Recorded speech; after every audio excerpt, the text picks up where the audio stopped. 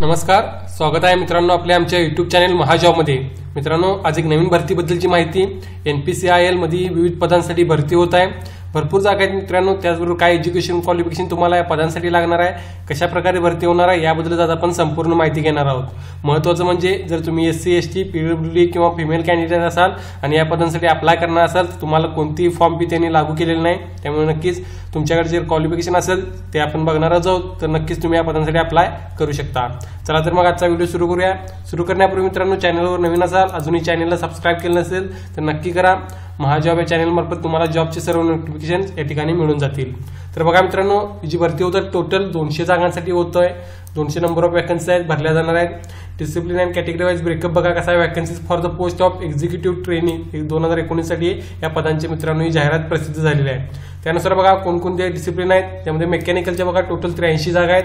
Category wise तुम्ही बघू शकता, ओपनला 26, EWS ला 6, SC ला 16 जागा रिझर्व आहेत, ST च्या 8 आणि OBC च्या 27 आहेत। केमिकल डिपार्टमेंटच्या बघा केमिकल डिसिप्लिनच्या टोटल 13 जागा आहेत, ज्यामध्ये UR साठी ओपन साठी 4 आहेत। त्यानंतर बघा EWS ची 1, SC च्या 3, ST ची 1, त्याचबरोबर OBC च्या 4 आहेत। त्यानंतर बघा इलेक्ट्रिकल डिपार्टमेंटच्या टोटल 14 जागा आहेत ओपन साठी, EWS च्या 4 जागा आहेत, SC साठी 8, ST च्या 4 आणि OBC च्या 1545 जागांसाठी जाहिरात प्रसिद्ध झालेली आहे।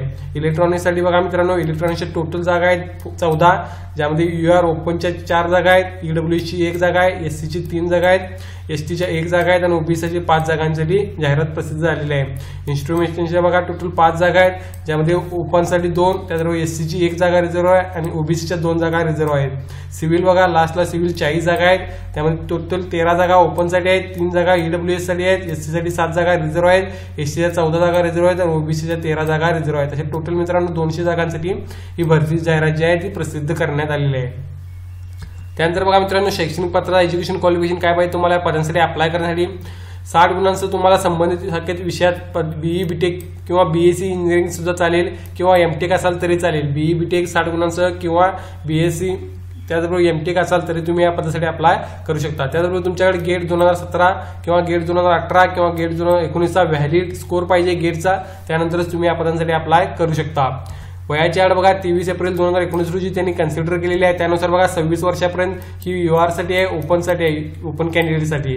SC ST साठी जर तुम्ही असाल तर 5 वर्षाची सूट तुम्हाला दिलेली आहे आणि OBC मध्ये 3 वर्षाची सूट त्यांनी या ठिकाणी देण्यात आलेली आहे। त्यानंतर बघा मित्रांनो, nuclear power corporation of India limited यामध्ये भरती होत आहे। NPCIL सांगितल्याप्रमाणे नोकरी ठिकाण त्यामुळे असणार आहे ते संपूर्ण भारतभर असणार आहे।